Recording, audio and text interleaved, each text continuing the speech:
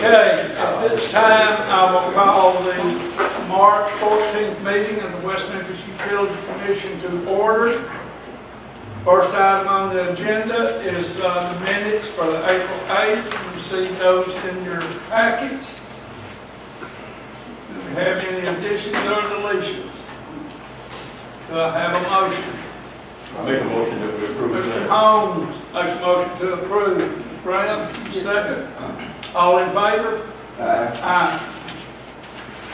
Next item on the agenda is the financial report. I think you have a copy of it. Go back to safety. Oh, excuse me, I'm going off safety. And I'm sitting there looking at it. Good morning, all. All right, so for February, we ended with 85 days without a lost time injury and 86 since the last recordable. We're goose eggs for incident rate per year, which is a good thing.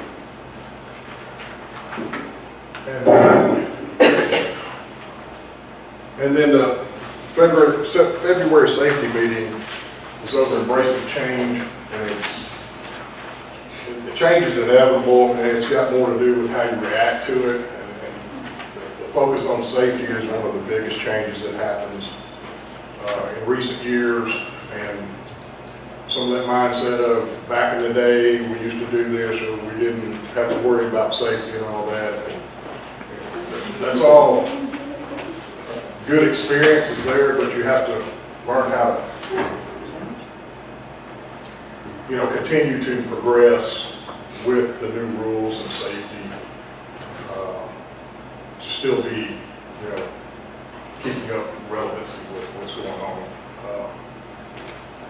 So it's just, like I said, it's basically how you react to it, whether you accept it and adapt it, or you try to fight it. And that's all I have on February safety report. Do you have any questions? Thank you, sir. Next item on the agenda is the financial report.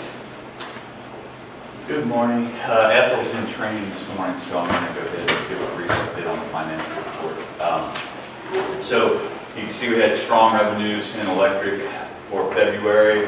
The one concerning detail to me is we had elevated late fees in February. I think that was because we had cold weather and folks got some higher bills, and so it was a little problematic. So we'll definitely be watching that to make sure that we're not causing any undue financial hardship on the community. Water revenues, excuse me, they're the same basically, and then sewer revenues. One thing I did ask in the future is can't remember how to work the pointer. The Red light. Okay.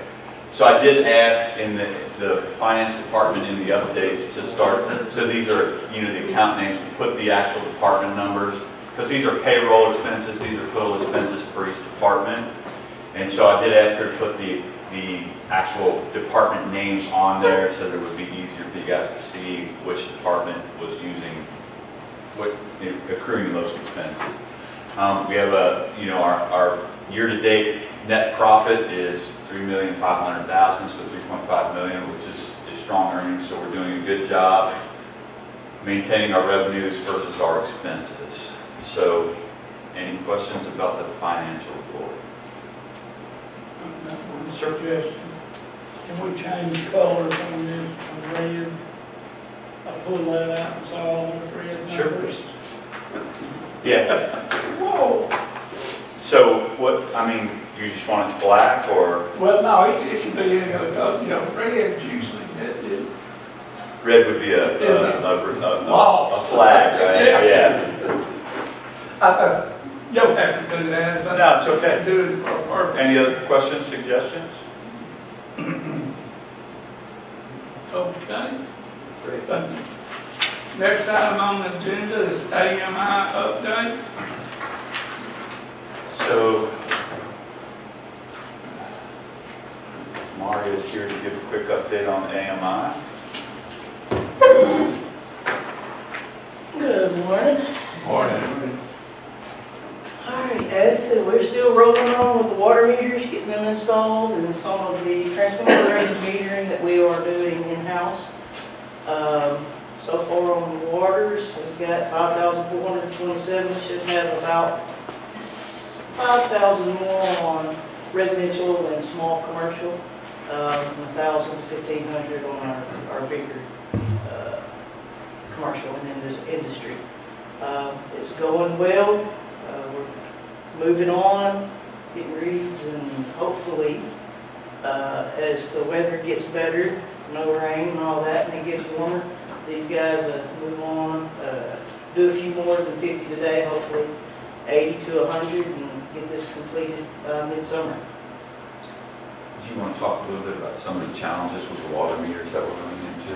Yes, with the system, we haven't done this probably ever as a change-out program. It's been pretty much change-out as needed if the meter breaks or something of that nature. So the contractors kind of run into some of the customer side services are brittle or older, and sometimes already have leaks, or even on our system where some things get stripped out on some of the connections on our side of the meter, or the valves leaking, things of that nature. So it's definitely much harder than the electric side. Electric was really easy compared to the water because it's in the ground. But it's challenging for sure. Much more challenging than electric. Yes, sir.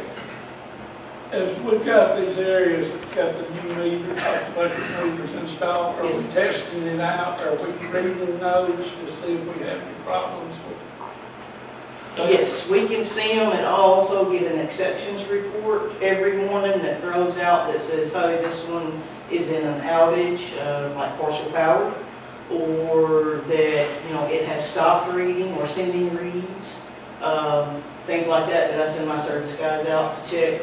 Or like partial power issues, we'll go check, and then if we find it is definitely a partial power and not something with the meter or the customer side, then we'll get the line crew to go out and check the connections on the service and the transformers and So stuff. we are communicating with them and all that? Yes, sir. There's a lot of intuitiveness about the AMI system, so when we have customers that come in and they're questioning about their usage, Maria's system, and Maria does a really nice job of, she can plot a graph, and she puts the temperatures on there, and she can graphically show to our customers that, hey, when the temperatures went down, your electric usage went up.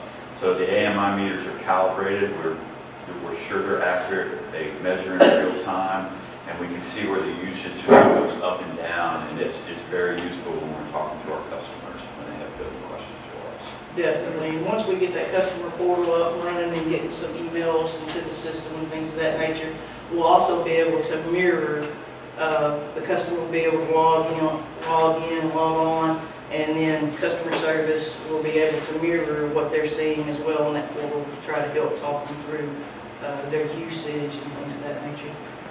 It really helps us be a lot more transparent with our customers. Definitely. About things that Have we had a lot of complaints about the usage after this cold spell we had? With people that have electric heat, yes, sir, we have. Because people don't understand, if you can't, most people, you don't see it, so you don't know what's going on. A lot of people will call in and say, I've got my thermostat set at 72 degrees, and it hasn't changed. And we had to kind of explain, but the temperature outside does. Your thermostat might not change, but the temperature does, so that's either running more or less, depending on, you know, insulation on the house or what have you. But yes, with the electric heat, especially from January, 14th for that week, yes, sir. And people also don't understand we do bill a month behind. So they see the weather, we're nice, it's 68 degrees.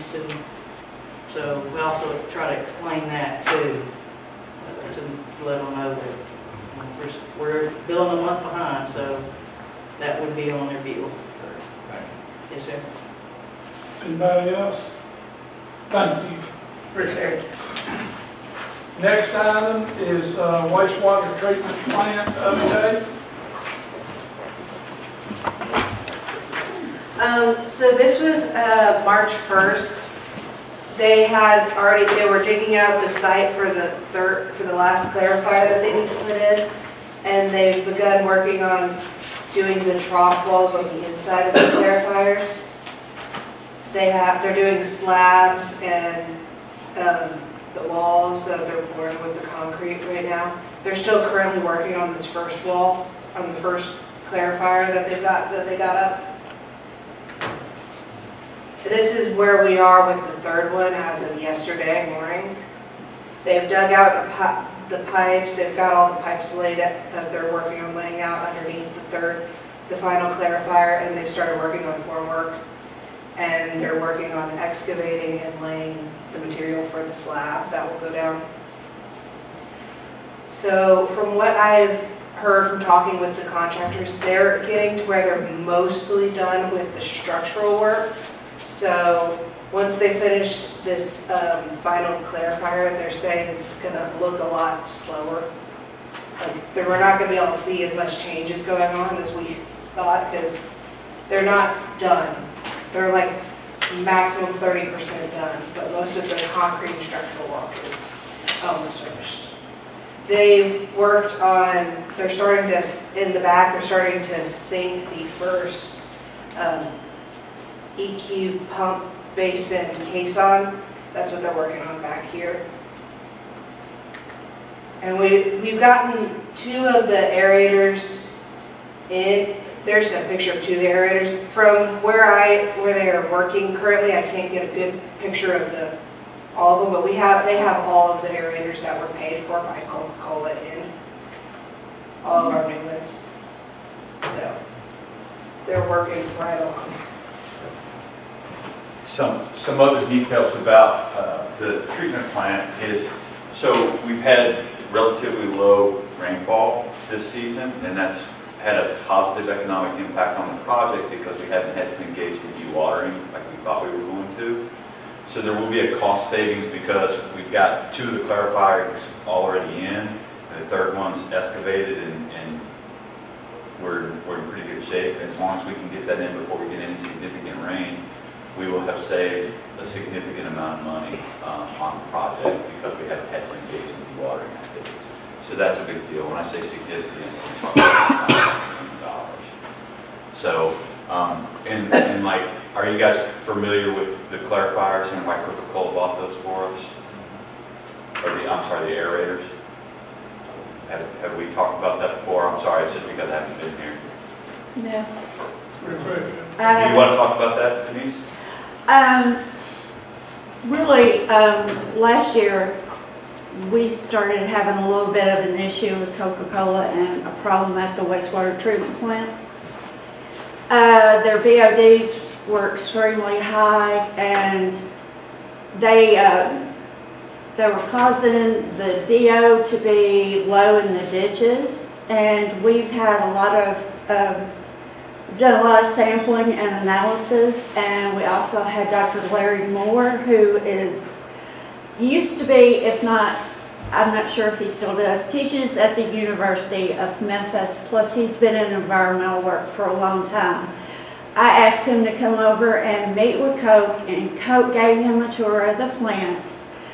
We think a lot of it may be because they installed another line back a year ago or so. I mean, it just kind of hit us all of a sudden. They're in the process of installing the 4th line, but they were generous enough to offer to buy these 4 aerators for us and to install them to help with the aeration problem at the treatment plant. But Coke is running good right now, so we're not really having any issues at the plant. Do they have a pre-treatment facility? They have somewhat of treatment. They're really just, I mean, they're so particular. I mean, a drop goes on the ground and, you know, it costs them money.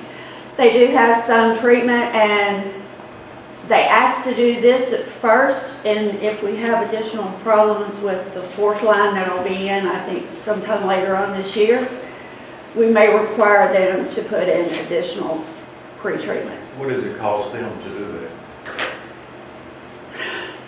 Well, what they did install a oil and water separator. We're not exactly sure why they chose to go that route. But when they did that and reconstructed some of it, it was probably about $250,000 that it cost them. And the new lines probably cost that, if not more. But they are producing a lot more. Since Memphis kind of closed down, you know, they shut the Memphis plant down and brought everything over here. And they are running, you know, a lot more, and I'm not sure what changed about what they were doing, but I mean, you know, when expert tells you, you know, something's not right, then, you know, I went along with it, so yes. Now tell them what they spent on this, on the aerators. Is it something we need to be watching closely? We watch them every day. We pull samples every day, and they put in a large sampler. I required them to put in, it was about a $20,000 sampler that'll even hold a sample on the weekends. It's a refrigerated sampler, so it holds it on the weekend, but we're out there every day and run tests on their composite samples as well as grab on a day-to-day basis. And we are sampling them 4 times a month, where they were just sampled 1 time a month. But they're working with us. Oh, yes, sir, very much so. Yeah, it's not been contentious. No, it has not the least bit. Cooperative, and so it's good for the utility and good for the community. Yes. Well, we used to have 2 representatives, if you remember, attend our. Yes, and you know, I'm not sure why they quit. I mean, I know though that they've been handling a lot more as well. So, Yes. okay. Any other questions? Thank you. Waterway increase. So this is going to be very quick. I just wanted to give you an update that City Council did approve the water rate increase. So they waived the 2nd reading, they did the 3rd reading at the last City Council meeting, and they took a vote and they approved the rate increase. So the new water rate increase will go into effect on May 1st.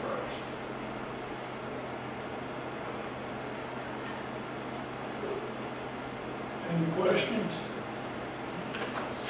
Okay, thank you.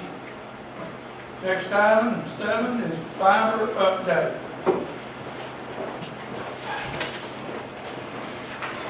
Good morning. Mr. Atkins asked me to come in and kind of give you a bit of an overview on what we're at on our fiber. I'm sure you all remember sometime last year, and this map is actually inside your packet, which give you a little bit better view. This is the overall idea, was to install a fiber network, a backbone for the city of West Memphis that we would own, we would use.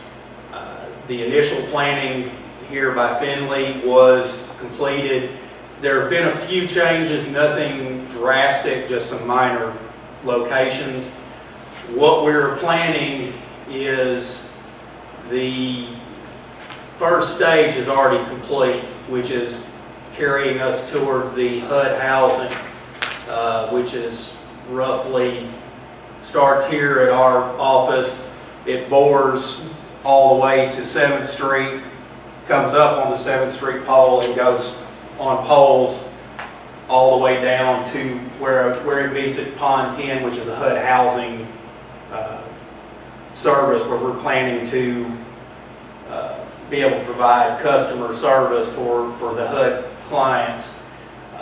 The initial plan, of course, with this fiber was to link all the city buildings, all the utility assets, to be able to provide free Wi-Fi for our citizens at the parks. Eventually, we'd be able to connect like the police, sky cops, that type of thing, all of which, you know, is something that can be done relatively easily once the fiber backbone is in place. as you can see, this is just overhead view. You may have seen our building, which is what we're referring to as the remote building. It's 67,000 pounds. It's designed to be the brains of the fiber outfit. This is where all the electronics go. This is where the fiber will feed into, will be pushed out to the customers. It's basically designed to be disaster proof, even though at 67,000 pounds, I'm pretty sure it'll still be standing there if something bad happens. As we were talking about the housing authority, which is here, you can see our route. This is the line that has already been completed. We went to 7th Street underground for security reasons, safety reasons, and then jumped to the aerial, which is run along the poles, just like electrical and everything else. The initial plan was that a contractor was going to train our people, our linemen, in order to try to be able to run this. That's still the general plan, I believe. We have completed this run to HUD. The only thing left is to go from the actual box to the residences. And that is going to be another step that we're going to have to take probably in the future due to the price of materials. This is in reference actually to the next phase of what we're working on. I've been working on customer service for Tier 1 out in Crawfordsville. They've approached us and wanted to try to have them provide service. Again, engineering worked out a plan that we would be able to use a wireless signal between here, Tier 1, or the water tower at Worthington, and then from Worthington out the 7 miles to Tier 1. Unfortunately, our system that was plotted out has not proven to be especially stable, and I'm not sure, we're working to make sure we'll actually be able to provide the customer with the level of service that we want. So that may require a bit more work on our part. That is currently pretty much everything, the fiber plan we're working on. Anybody, any questions? Sounds good. I hope so. So talk a little bit about, the reason that our target for the initial phase of the fiber is the housing authority is we received a grant to provide internet service to low-income families. And that's how we financed a large portion of this project. With that being said, once we have the fiber installed, we can start marketing internet service or download service or that Comcast is currently providing in the city. We can start marketing that to our customers at reduced cost, and that's our intention. So one of the pushes right now is to get the building finished, to get the fiber lit, right? So it's glass strands that they've put optical light in. And so we'll get that fiber lit, and then we will actually start marketing along that path and signing folks up to provide internet service to them at their house. So we want to be an alternative to Comcast, a cost-effective alternative to Comcast. The other side was to try to link all the police, or all the city buildings in order to do away with our AT&T service, which is a considerable yearly expense. Whereas the network, we would own it and be able to provide service to all of our buildings at a much more reasonable price. Any questions? I was just going to say, he talked about the AT&T is going to get worse. Yeah. It's going to go sky. Yeah, and it's already quite high. Oh, no, they're a lot of the customers they're quadrupled. Yeah. I mean, see, the thing is, their problem is a lot of the business they want out of. Yeah. That the FCC won't let them out of it. So what they're doing, they're pricing their way out of it to force customers to go somewhere else. See? And we're already running about $8,500 a month for AT&T service. They want to get out of the landline business, don't they? Well, they tried to sell Arkansas. But they wanted to sell the rural and keep that, and of course, they wouldn't let them do it because what they've got is the contract that they under, that anybody, see, the problem with AT&T is anybody that wants service and asks them for service, they have to provide it. But now, since they allowed all of the CLECs, the other companies to co-locate and resellers and all that, now they put them on lead times, and now you charge the customer what they allow to charge you what it costs them. And they're just switched to. But see, the only thing about all of that now is you think the Comcast and everybody else, the resellers, are going out because the resellers was buying it from AT&T at about 60%. Right. In other words, if I was paying AT&T $60 a month, the reseller could buy it from AT&T, the same service for 40, resell it to me for 50, and then I'm going to switch. It's all a balancing act, so they actually price themselves. Not intentionally, but they know it's like, you know, they used to be the one horse only service in town. And if the infrastructure on the competition can't keep up, you know, you've seen networks go down and for a long period of time. They've even experienced it themselves. But they blamed it, you know, of course, theirs was the problem. But ain't what they said, but they said public that they was updating, you know, that's just a, you know, cover up. But it's going to be interesting.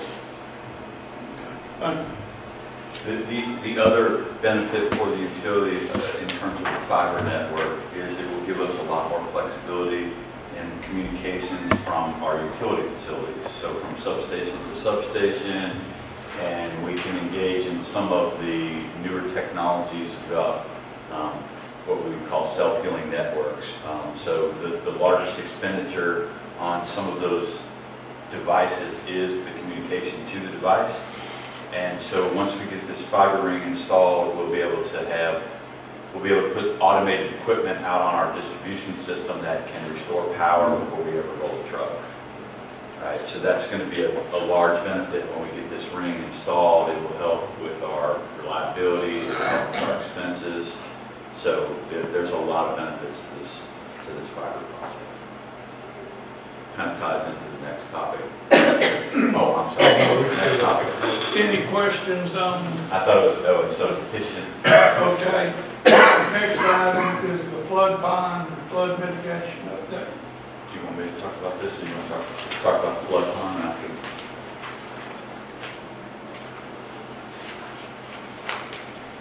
All right, so probably 2018, it was discovered that there was a sinkhole situation going on out at the flood pond and around those structures with the pumps and motors.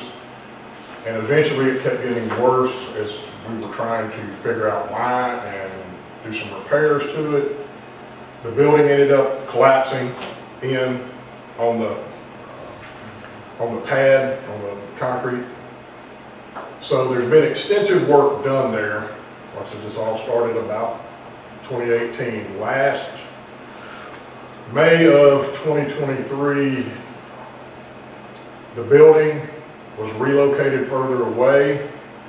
A bunch of new motor controls were put in for operating these pumps and motors. And one of the last things that's been going on here in the fall, late summer and fall of 23 and up to even next week has been repairing some pumps and motors. You know, at one point there, we were in a dire shape with that flood pond. We didn't even have able to supply power to it because the building was gone. So we had backup power on site with a gen set and controls there to run a couple of pumps that were on kind of their last legs. We have sustained all of that. We're in really good shape down there right now. We've had 2 of the smaller pumps and motors rebuilt, repaired, and installed. We've got 2 of the 1000s that are operational. They're pumping fine. 1 is scheduled to show up next week and be put in. It's actually been off being repaired for over a year now. Been waiting on it since September to get brought back and put into place.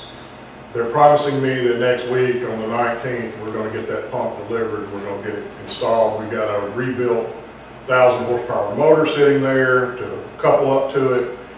So that in itself, there's a flood pond. We're in good shape. Luckily, we've not had to deal with any excessive rain. We may not have to for the remainder of the spring season and the rainy season. Bob and I talked, and Bob's wanting to take control of all the mechanical parts and repairs of the flood pond and the little satellite pumping stations that are along the ditch banks that help push the water to the flood pond. So we have some things in place now. Some testing has been done. There's some work that still needs to be done. But instead of it kind of ending up between departments and who's going to take care of this and who's going to take care of that, the utility stepped up and we're going to mechanically take care of all that and the servicing and maintenance and repairs and all of it. So is there anything you want to? Yeah, so in terms of, so our lift station's out in the ditch lines, so Maria and her team have done a really good job of going through. We've been deferring maintenance on those. We haven't done a good job. It exposes the city to a lot of risk because we can't control our floodwaters as they come in. So Maria has all of them but one pump. It's only at the Falk station we have 1 pump running and 1's not. So all the rest of our pump stations have been updated and maintained. And she has them all in good working order, and she's actively working on replacing the controls of the one that's not working. The next phase would be in that pumping system, right? So the system is designed, there's flap gates at the pump stations too. So basically what we can do, if we have a lot of water out in the county coming into the city so it doesn't inundate and flood the city, we can close the flap gates until we can get ahead of it with our pumps. And then we can strategically open them to dewater the rest of the county so we can get it over the levee without flooding the city of West Memphis. So the next step is we're partnering with Public Works and we're working on cleaning all the ditch lines out and making sure that all the flap gates are operational. A lot of them aren't. To where we can control water coming into the city so that if we do have a significant rain event, that we don't flood the city and that we can prevent that flooding and prevent the risk and the damage to our customers and our residents here. Like I said, once we get on top of it with our pumps, then we can strategically open it and let the water come into the ditch system to where we can pump that out. It has to eventually come in and go out over the levee into the river, but we want to make sure that we're not putting our citizens at risk. And so we want to make sure that all that infrastructure is operational and it's one of those things that you don't know you don't know that you need it until you absolutely do, and at that point you don't want to realize that it's not working. So we're engaging in those activities right now, so we're trying to get in front of it. A big hurdle was to make sure that all of the motors were operational and that the pumps were operational. The reason the utility agreed to do that is we have that skill set. We do that with our lift stations, our wastewater lift stations already. It's the same type of system.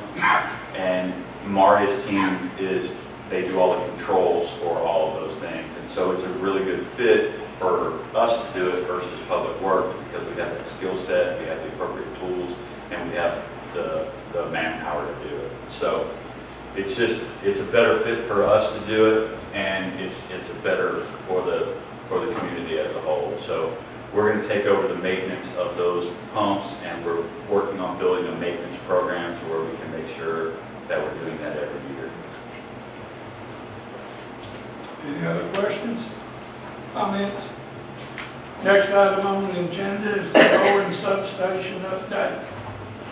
Okay, Owens is the last of our 4 electrical substations that has not really had any care and love given to it, and a lot of that has to do with the fact that it has some critical loads on it, and it's hard to swap that load around to different stations, except for very short windows, a couple times a year, and that would be in the spring and in the fall.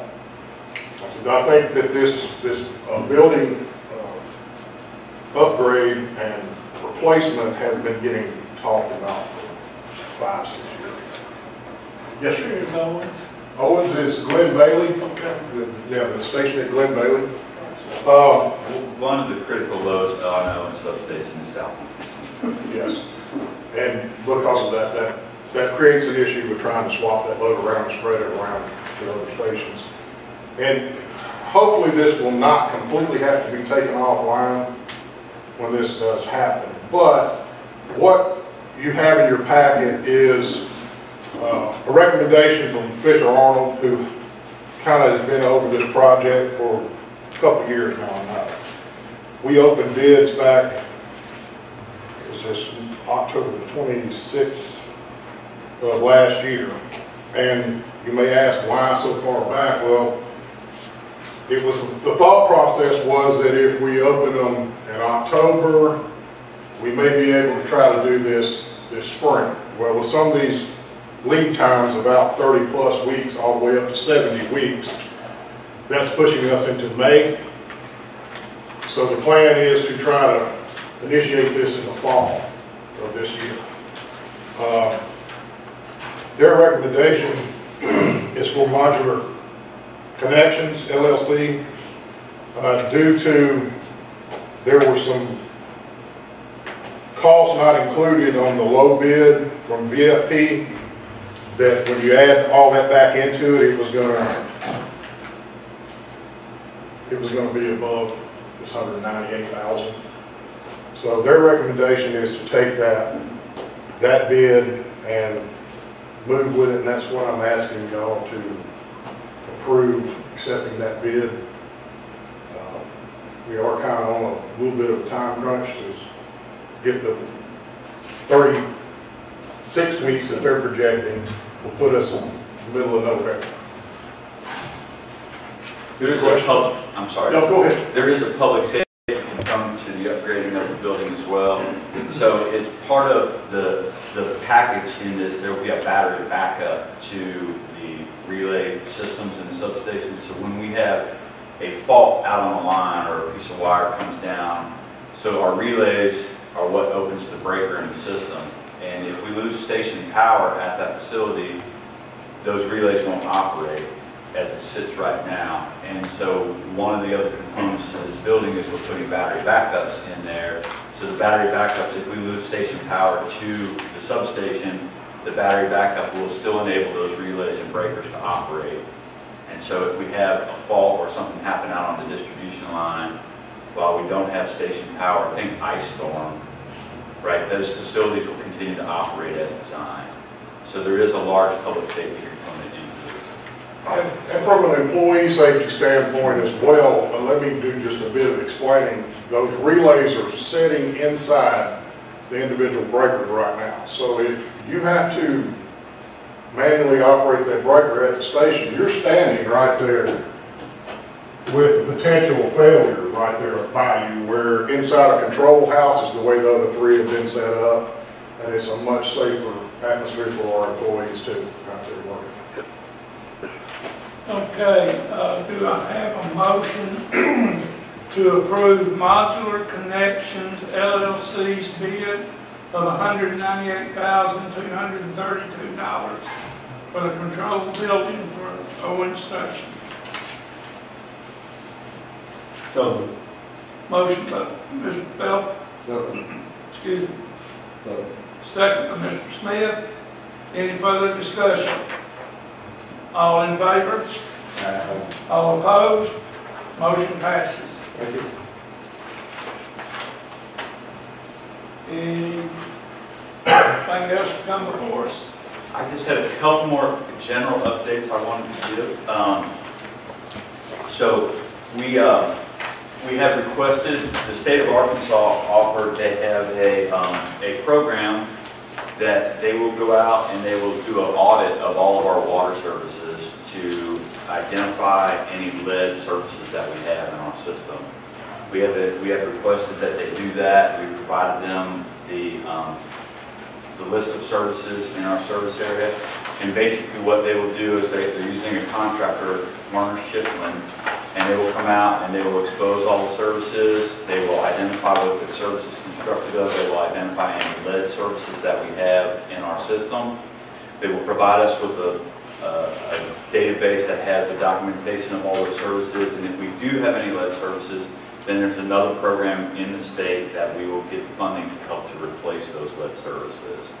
So we have engaged them, so they're going to be starting on that in the near future. I don't have an exact start date, but that'll be another public safety issue for the city of West Memphis that we want to undertake to make sure that we don't have any lead services out there that we don't know about. We have, I think I've talked with all of you about that we're going to be doing it. From a utility standpoint, I want to try to get out and interface with our customers and engage with our customers, and so I want to set up town halls so that we can get out and talk to our customers and really kind of explain, be transparent about what we're doing as a utility. We're a public power entity. Our whole purpose is to serve the citizens of West Memphis, and so, you know, a lot of them, Mr. Holmes, Commissioner Holmes asked a question about where do we have a lot of folks upset about high rates this time of year. So our first discussion is going to be rates, because we did have a fair amount of customers that were concerned about their rates over the winter. And there's a lot of misinformation out there. And so we want to get out and we want to talk to them about how we establish rates, that we're a nonprofit, that we, where the rates in the city of West Memphis compares to the rest of the state of Arkansas. And we really just want to kind of get out and interface with our customers, give them a chance to ask us questions, give them a chance to talk to us about some of their concerns. We want to talk to them about that we only charge for usage, right? We're not like the telephone company or the cable company where you pay a flat rate whether you use it or not. Like, we're only charging you for what you are actually using. And so we want to just have that narrative with our customers. The intention is to do that. We'll start every other month and we'll have a different topic each month. I'm working with Nick Coulter over at City Hall. Our first one is set up, I believe it's April the 16th, and it will be at Wonder Junior High, and we're going to do it at 6:30 in the evening because we want to make sure that folks can be there after work, and they're going to do a public outreach to try to get folks there. I would welcome all of you to come because the whole purpose is to just be transparent with the community about what the utility is doing and what we're doing, and why we're doing it. And really just give them an opportunity to ask us questions and just kind of talk about what their concerns are, and then really identify where there's some things that we can do things better that we're missing the mark with our customers. In my one-on-ones with most of you, I talked about one of my primary objectives is to really improve the customer experience with our citizens. Sometimes it's hard, right? They're upset with us, right? But that doesn't mean we shouldn't have a conversation. So those are a couple of things that are happening here in the immediate future, in the next month or two. The only other thing that I wanted to mention is I think I've spoken with most of you, but this will be our last commission meeting in this room. We're going to move back to the conference room down at the other end of the hall, so our next one will be in that conference room. So I want it to be a little more intimate, and everybody's like across the room, and so it's easier to talk, it's easier to, and I get we moved in here because of COVID, but I think we can get back to a more intimate setting and have a better dialogue and have it be more interactive. Any questions or comments moving forward? We had a big flushing of our system, didn't we? Yesterday, was it? What's that? Did we, maybe I dreamed this. Yeah. Fire department. Fire department. Fire department. All the fire department was? Was that a routine flushing? It probably has something to do with fire rating that they're trying to gather some information off of, and so they're flushing while they're getting some of the information off the fire hydrants. But yes, it should be a routine thing with the flushing, and it's It seemed like there was a lot of it. yeah, I think that's possibly why maybe it's not been kept up with the way it's supposed to, because they do some flushing, and if they open up a little too quick or shut down a little too quick, it will knock some sediment loose, and you know, residents start seeing discolored water. So, yeah, we were out, we wasn't aware that they were doing any flushing. Yeah, we'll have to work on that. They didn't notify us of that. The other thing is they do extensive flushing, or they don't do flushing like that, to the point that Brett made with sediment. If they open it too fast and they have a quick flow, there's a phenomenon called water hammer, and it'll actually cause main breaks when they do that, right? So it's better that we flush periodically, and we make sure that we exercise those valves and that they're working properly, so that we don't have situations where we have water hammer and we're causing main breaks. Anything else to come before us? Do I have a motion to adjourn? Mrs. Brown, do I have a second? Second, aye. All in favor? Aye. All opposed? We stand adjourned. Thank you all for your attention.